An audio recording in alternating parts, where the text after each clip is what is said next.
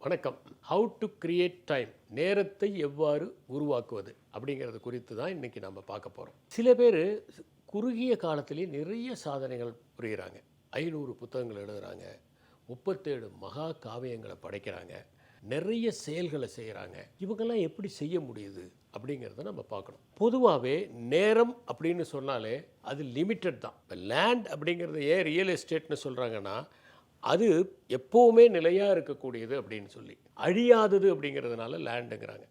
அது real estate. நேரம்ங்கிறது எப்படின்னா, அது லேண்டை விட முக்கியமானது. ஏன்னு கேட்டால், நிலம் கூட நாம் போன பிறகும் இருக்கும், ஆனால் நேரம் நம்ம இருக்கிற வரைக்கும் தான். இன்றைக்கி ஒன்றை பயன்படுத்தலைன்னா அன்னையோட முடிஞ்சது. ஒரு உதாரணத்துக்கு, ஒரு ஹோட்டலில் 10 ரூம் இருக்குது அப்படின்னா, அந்த 10 ரூம் இன்றைக்கி ஆக்குப்பை பண்ணலன்னா அவ்வளவுதான், அந்த ரெவென்யூ முடிஞ்சு போயிடும். அதனால் நேரம் மிக மிக முக்கியத்துவம் வாய்ந்ததாக இருக்கிறது. இதில் நேரத்தை எப்படி உருவாக்குவது அப்படிங்கிற கேள்விக்கு நிறைய பேர் சொல்கிறது, நேரத்தை உருவாக்க முடியாது, என்ன பண்ணலான்னா வேஸ்டேஜை குறைக்கலாம் அப்படின்னு மட்டும்தான் சொல்கிறாங்க. ஆனால் மனிதன் எப்படி பேராற்றல் மிக்கவன் ஆனான் அப்படின்னு ஒரு புத்தகம், அதை எழுதினவங்க 2 பேர். ஒருத்தர் எலியான், இன்னொருத்தர் செகால் அப்படிங்கிற 2 பேர் எழுதினாங்க. அதில் அவங்க என்ன சொல்கிறாங்கன்னா, மனிதர்கள் விலங்குகளை விட அதிக ஆற்றலோடு வந்ததற்கு காரணமே அவர்கள் நேரத்தை உருவாக்கியது தான். எப்படி அப்படின்னா, இப்போ ஒரு விலங்கு இருக்குன்னா அது நகத்தை வச்சு பல்ல வச்சு தான் வேட்டையாட முடியும்.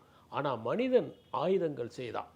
அவன் ஆயுதங்களை செம்மையாக செய்ய செய்ய அதிகமான நேரத்தை உருவாக்கினான். உதாரணத்துக்கு, நம்ம சக்கரத்தை கண்டுபிடிச்சோம், அதனால் நகரத் தொடங்கணும், மாட்டு வண்டியில் போனோம், அதுக்கப்புறமேல் குதிரை வண்டியில் போனோம், இன்னும் நேரத்தை உருவாக்கணும், அதுக்கப்புறம் பஸ்ஸில் போனோம், இன்னும் நேரத்தை உருவாக்கணும், பிளேனில் போகிறோம், இன்னும் அதிகமான நேரத்தை உருவாக்குறோம். எவ்வளவு வேகமாக நாம் செயல்படுகிறோமோ அவ்வளவு நேரத்தை உருவாக்குகிறோம். உதாரணமாக, ஒரு புத்தகத்தை ஒருத்தர் படிக்கிறதுக்கு 4 மணி நேரம் ஆகுதுன்னா, இன்னொருத்தர் 2 மணி நேரத்தில் படித்தார்னா அவர் 2 மணி நேரத்தை உருவாக்குகிறார்.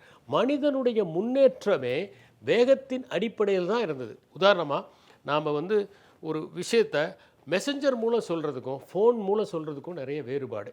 இப்போ ஃபோன் கூட ஒரு காலத்தில் புக் பண்ணி பேசணும், ரொம்ப கஷ்டம். ஆனால் இன்றைக்கி வாட்ஸ்அப் காலில் உடனே பேசிட முடியுது. அப்போ நம்ம நேரத்தை உருவாக்குகிறோம். நேரத்தை உருவாக்குவது தான் மனிதனுடைய முன்னேற்றத்தை வழிவகை செய்தது அப்படிங்கிறத நம்ம ஒத்துக்கணும். இதில் 2 விதமானது இருக்குது. ஒன்று பிளானிங், அப்படின்னா ட்ராவலிங் சேல்ஸ்மேன் ப்ராப்ளம் அப்படின்னு இருக்குது. அதில் என்னென்னா, ஒரு இடத்துக்கு போயிட்டு மறுபடியும் இன்னொரு இடத்துக்கு வந்துட்டு மறுபடியும் இன்னொரு இடத்துக்கு அங்கேருந்து போகாமல் நாம் ஸ்ட்ரெயிட்டாக ஒரு பாத்தை பார்க்கணும். அதில் நம்ம எவ்வளவு நேரத்தை சேவ் பண்ணுறோம் அப்படின்னு.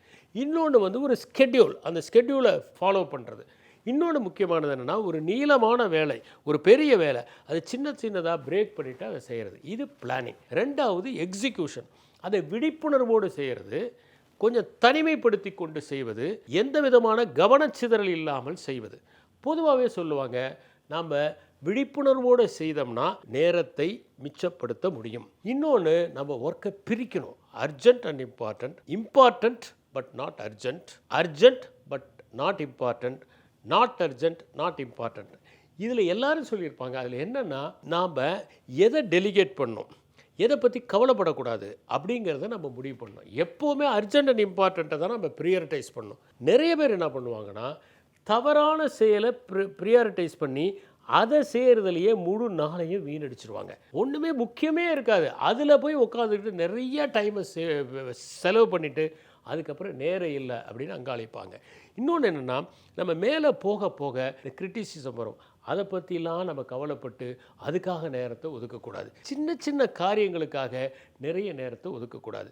ஒரே மாதிரி வேலைகள் எல்லாத்தையும் நம்ம பேட்ச் ஒர்க் அப்படின்னு சொல்லுவாங்க. உதாரணத்துக்கு, ஃபோன் கால் எது பண்ணணுமோ அதெல்லாம் வரிசையாக பண்ணிடணும், எந்த நோட்ஸை உடனே எழுதணுமோ அதெல்லாம் வரிசையாக எழுதிடணும், அசைன்மெண்ட் எழுத வேண்டியது எல்லாத்தையும் வரிசையாக எழுதிடணும். இப்படி செய்யும்போது நமக்கு நேரம் நிறைய கிடைக்கும்.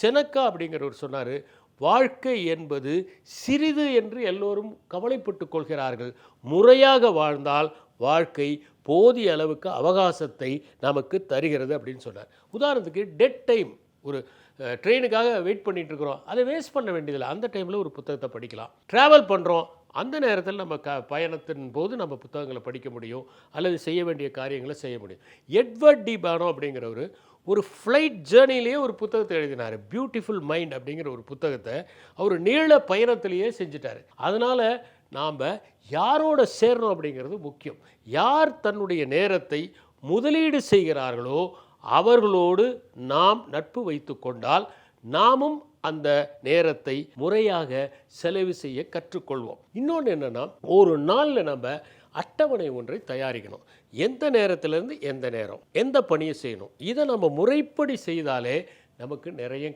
நேரம் கிடைக்கும்.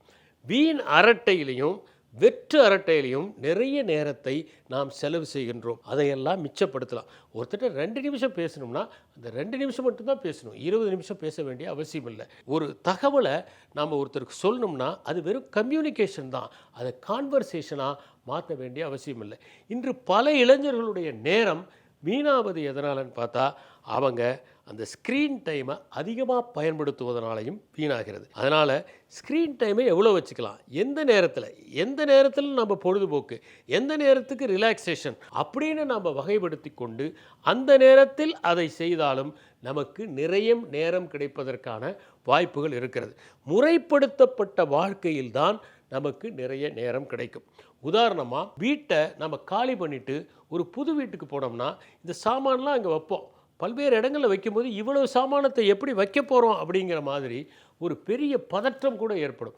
ஆனால் எந்த இடத்துல அடுக்கிறது, எங்கே ஷெல்ஃபில் எதை வைக்கணும், எங்கே கட்டில் கடியில் வைக்கணும் அப்படிங்கிறது எல்லாத்தையும் நம்ம முறைப்படுத்திட்டோம்னா நிறைய ஸ்பேஸ் கிடைக்கும். அதே மாதிரி தான் நிறைய பணிகள் இருந்தாலும் அந்த பணிகளை எந்த நேரத்தில் செய்ய வேண்டும், எப்படி செய்ய வேண்டும் அப்படின்னு நம்ம முறைப்படுத்திட்டோம்னா அப்போ நமக்கு நிறைய நேரம் இருப்பது தெரியும். இன்னொன்று என்னென்னா, ஒவ்வொரு நாளுமே நாம் ஒரே மாதிரி எந்திரிக்கணும். 5 மணிக்கு எந்திரிக்கிறதுனா அதை நம்மளுடைய ஹேபிட்டாக மாற்றிக்கணும். அப்படி நாம் ஒரு ஹேபிட்டாக நேரத்தை மாற்றிக்கிட்டோம்னா அந்த நேரத்தில் நம்ம சரியாக செயல்பட முடியும். ஒரு நாள் 8 மணிக்கு எந்திரிக்கிறது, ஒரு நாள் 5 மணிக்கு எந்திரிக்கிறது, இந்த மாதிரிலாம் செஞ்சோம்னா நம்ம நேரம் நிறைய வீணாவதற்கான வாய்ப்பு இருக்குது. அதனால் முறைப்படி வாழ்கிற வாழ்க்கையை ஒருவர் செய்தால் நிறைய நேரத்தை உருவாக்க முடியும். எதையுமே தொடர்ந்து செய்கிற போது நாம் வேகமாக செய்ய பழகுவோம். உதாரணத்துக்கு, ஃபைல்ஸ் ஆரம்ப காலத்தில் பார்க்குறதுக்கு எவ்வளவு நேரம் ஆகுமோ அதை பின்னாடி அந்த எக்ஸ்பர்டைஸ் வந்த பிறகு பார்த்திங்கன்னா நாங்கள் ஜஸ்ட் லைக் தட் பார்க்குறதுக்கான வாய்ப்புகள் இருக்குது. அதனால தான் நேரத்தை உருவாக்குவதற்கு நாம் நெறிபட வாழ்வது முக்கியம். அப்படி செய்தால் மகத்தான சாதனைகளை நாம் செய்ய முடியும். நன்றி, வணக்கம்.